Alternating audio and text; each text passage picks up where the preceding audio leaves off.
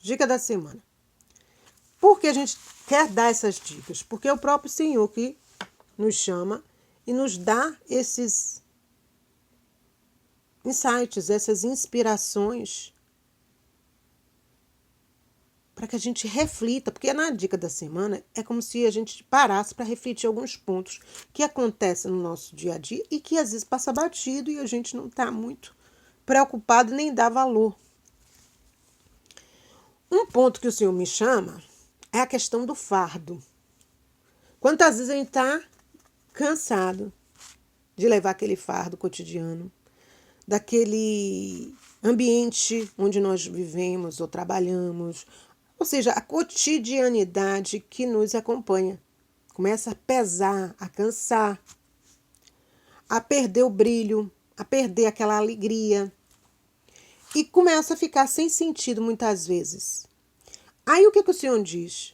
Meu filho, minha filha, você tem entregado o seu fardo cotidiano a mim para que ele se torne leve? Aí cai a ficha. Não entreguei. Né? Às vezes a gente até reza. Rezou, tudo bem, legal. Mas a gente não fez essa entrega.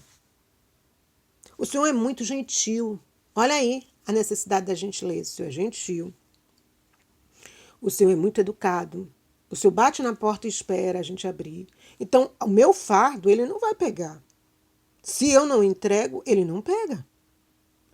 Para que meu fardo se torne leve, porque Jesus diz, toma meu fardo, meu filho, que é leve, me dá o teu, que é pesado, né? Que está cheio de amargura, às vezes, de contrariedades, do que é humano, porque o fardo, né, é humano, que é como se fosse a matéria. Toma, Jesus, o que é material, o que é humano, e me dá o teu fardo, que é leve, que é espiritual.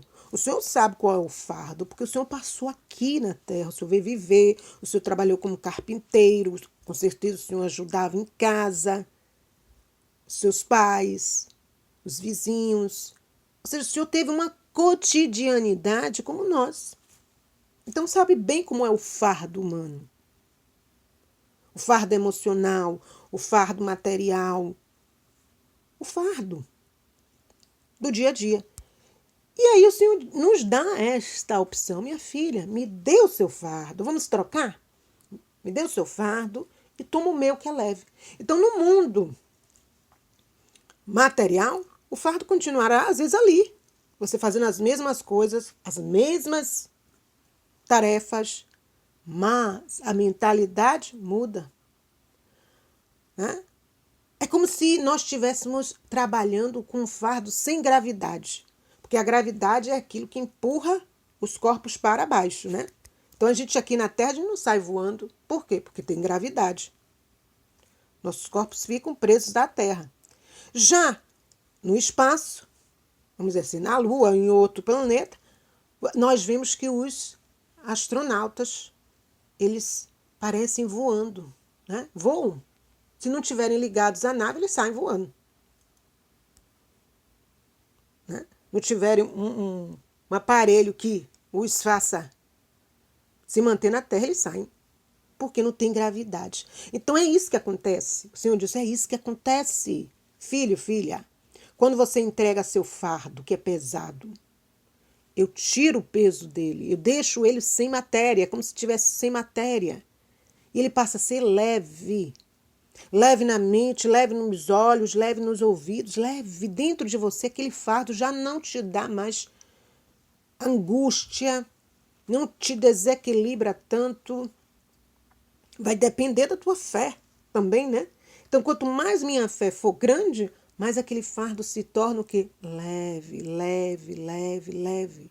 É como um fardo sem gravidade, sem matéria, né? E sem a gravidade que empurra essa matéria para baixo. Que maravilha! Olha que ensinamento maravilhoso o Senhor nos deu hoje. Então, eu tenho que entregar. A dica é essa, eu tenho que entregar meu fardo. Meu fardo. Vamos para outro ponto, porque ele pontuou aqui o que ele queria falar hoje. Vamos para o ponto tempo. O tempo aqui. Bem, nós temos a mentalidade, né, do tempo terreno. Mas a eternidade trabalha com outro tempo, é um tempo da eternidade. Então vamos lá. Quando a gente tem a mentalidade de tempo, a gente vive aqui na Terra, então a gente tem a mentalidade do tempo o quê? Cronos. Que é o tempo Cronos? É a personificação do tempo calculado. Aquele que nós estamos subordinados, né, ao relógio, do qual não conseguimos fugir. Olhamos o relógio para realizar o quê? As tarefas dentro de um tempo criado pelo homem, para poder desenvolver o seu dia de forma produtiva. Mas existe também um tempo chamado tempo Kairos, que é o tempo oportuno, que faz de uma situação, de um acontecimento, ele se tornar memorável, especial. Não em números, mas em qualidade, em significação. Então, não em qualidade. Tá entendendo? Então, nós trabalhamos, às vezes, quando a gente fala tempo, nós olhamos o tempo o quê? Presente, passado e futuro. Para Deus, já aprendemos isso, só existe o quê? O presente. Tudo está diante dele no presente. Tá? A gente que trabalha com isso. Então, o Cronos é o tempo ocorrido, né, do dia a dia nas empresas, nas casas, nas instituições. Nós medimos as horas, os minutos, os segundos. Tá? Então, Kairos, no sentido bíblico, o que significa? No âmbito religioso, a palavra Kairos é utilizada no sentido de tempo espiritual, ou seja, o tempo de Deus, que é diferente do conceito cronológico de tempo terrestre, que é o que a gente se baseia nas horas, nos dias, nos anos. E por que nós estamos falando isso? Porque eu estava pensando, eu digo, Jesus, nas escrituras nós lemos o quê? Que um dia para ti é como se fosse 1000 anos. Um dia para Deus é como se fosse 1000 anos. Então, o tempo que nos foi dado aqui é um tempo onde eu tenho que correr para criar uma relação de amizade, de amor, de respeito, de temor a este Deus. Então, o tempo aqui não é só para ser utilizado nas coisas materiais, nas coisas do dia a dia. É para e, sobretudo, para me levar a este relacionamento com Deus. E aí, quando eu pensei no tempo, um dia, 1000 anos para Deus, eu digo, Senhor, misericórdia. Quando uma pessoa diz assim, ela saiu aqui da terra e entrou na eternidade e foi condenada, né, vai passar um período de tempo no purgatório. Ela foi condenada a 2 dias no purgatório, vamos dizer assim, 2 dias no purgatório.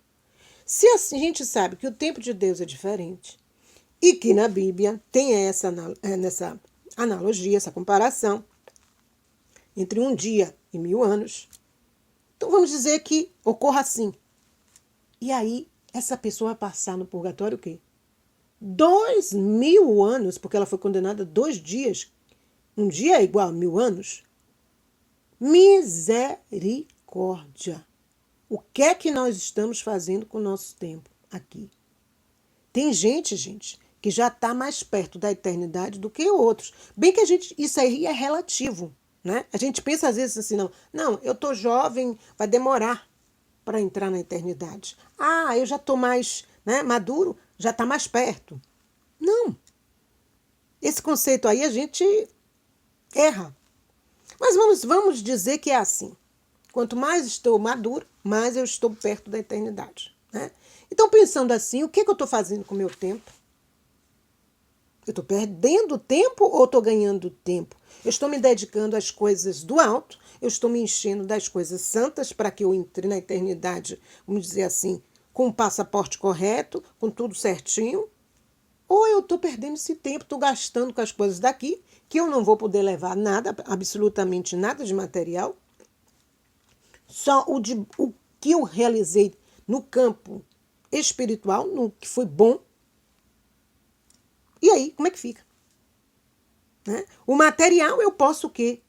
Utilizar a meu favor, não contra mim. Quer dizer, quando eu entrego o meu fardo a Deus, ele transforma todas as minhas ações, né? Vou entregando as minhas ações cotidianas a Deus, a sua divina vontade, e ele vai transformando tudo em divino. Então aquilo ali vai se apropriando ficando apropriado, adequado para ser absorvido pelo mundo espiritual.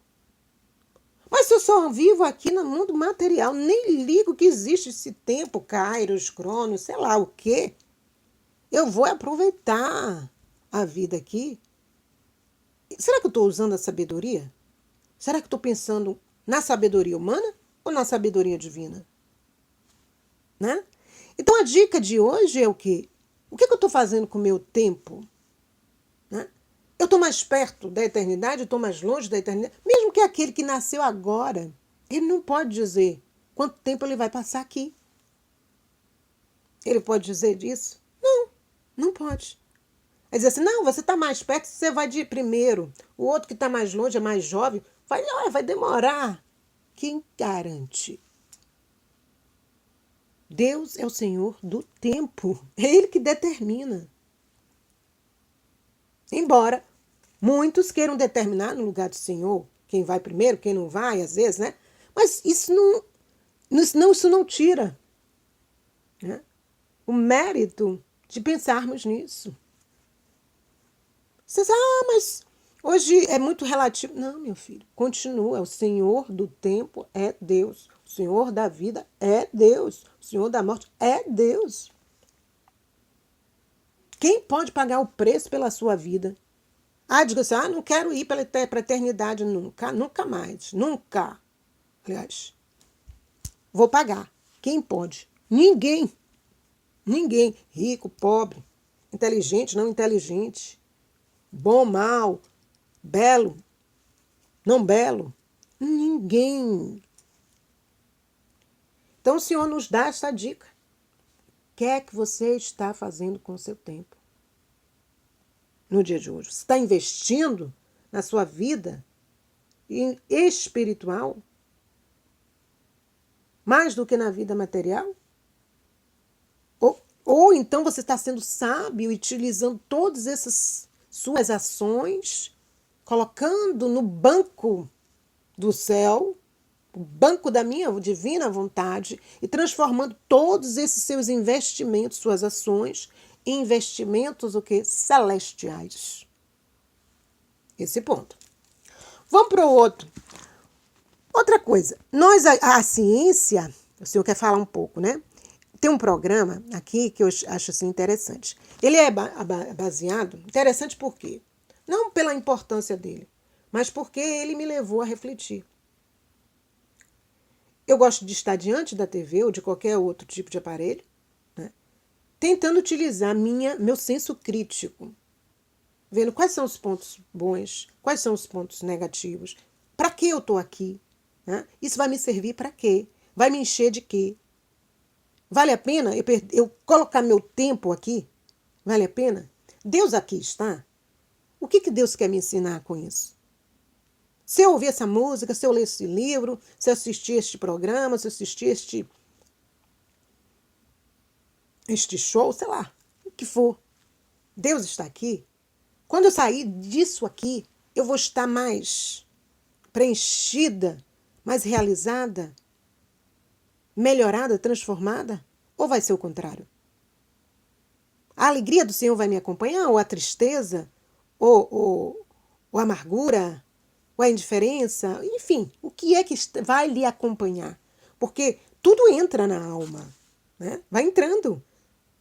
Sem a pessoa, às vezes, perceber. É como se fosse um papel absorvente, vai absorvendo aquilo ali que a gente se colocou para aceitar de uma forma passiva, ver ou não. Entendeu? Nada é por acaso, nada. Isso aí foi uma coincidência. No mundo espiritual não existe coincidência, minha filha. Não existe. Existem duas forças que lutam para a sua alma, para conquistar a sua alma. O bem e o mal. Coluna do meio não existe, né? Então, nesse programa, a ciência é um programa de relacionamento onde a ciência vai indicar, ó, esse aqui se dá bem com esse aqui, ó. A moça está procurando se casar e procura um rapaz, né? Que esteja de acordo com os anseios dela. E também ele procura também e que a moça também esteja, o rapaz ou a moça estejam em sintonia com os desejos, com as aspirações deles. Então, a ciência que vai fazer esse estudo e vai dizer, olha, você tem 60% de chance de encontrar essa pessoa. Você tem 60% de chance de se dar bem com aquela moça. Então, é a ciência. A pessoa se inscreve, a ciência estuda aquele vamos dizer assim, aquelas solicitações daquela pessoa e vai procurar nos escritos ali alguém que bata, né? Que seja compatível, vamos dizer assim, com aquela. E aí, no final, as pessoas são comunicadas, ó, achou uma pessoa para você, e essa pessoa é 70% de chance compatível com aquilo que você almeja, como marido, como esposa. E aí aquelas pessoas são convidadas a se prepararem para um matrimônio que não conhecem nenhum nem outro. Eles não se conhecem, eles vão se conhecer no dia do casamento. E aí esses inscritos, né, vão ter que comunicar às famílias. As famílias tomam um susto, porque como é isso? Você vai se casar, mas não conhece quem é o rapaz, nunca viu, não sabe nada, nada, nada. Só sabe que tem 70, 60, 80, sei lá, por cento de chance de dar certo com aquela pessoa. Então nós botamos muito, às vezes, fé. Aonde nós estamos botando fé? Nós estamos botando fé em Deus ou nós estamos botando fé nos homens? É isso que eu parei para analisar. Né? Eu assisti uns 2, uns 3 ou 4 eventos desses, depois disso, isso não tem nada a ver comigo. Entendeu? Eu gostava de assistir por quê? Porque eu achava a questão da expectativa que era criada. Comecei a analisar a expectativa, o sofrimento dos parentes, a angústia, né? A angústia da própria pessoa, porque não conhecia, ia ver a pessoa no dia, e naquele momento ela poderia dizer sim ou não. Olha aí o trauma que ia criar. Se ela dissesse não, mais uma decepção, porque eram pessoas que estavam já desiludidas com a questão, às vezes, sentimental. Então, nós, às vezes, colocamos muita fé aonde? Nos homens, mas esquecemos de colocar a nossa fé em Deus. Porque no casamento que nós conhecemos, duas pessoas, né, católicas que se casam, né, vão buscar o quê? Se conhecer, entrar num processo de noivado, que é aquele processo ali, e depois se casam. Mas estão botando a fé aonde? Em algo maior, em Deus. Quer dizer, foi Deus que uniu, foi Deus que quis. Então eu estou rezando para que Deus seja a nossa unidade. Quem vai unir ali, aquele casal? É Deus. Essa unidade entre duas pessoas diferentes, de costumes diferentes, de hábitos diferentes, viverem no mesmo lugar, unidos, baseados em quem? Em Deus, na fé. Aí a gente está vendo hoje o contrário. Se unem baseados em quem? Na ciência. Na confiança dos homens. Eu tenho, a outra diz assim, se tem 80%, então a ciência diz 80%, tem que dar certo, porque tem 80%, tem 70%. Você está entendendo? Então, por que Deus trouxe isso hoje para a gente? Para a gente analisar. Para ver o quê? Onde é que eu estou colocando a minha fé? É em Deus ou nos homens? Onde é que eu estou colocando? E às vezes a gente está colocando pontos assim importantíssimos da nossa vida, passos importantíssimos da nossa vida, onde? Em Deus ou são nos homens?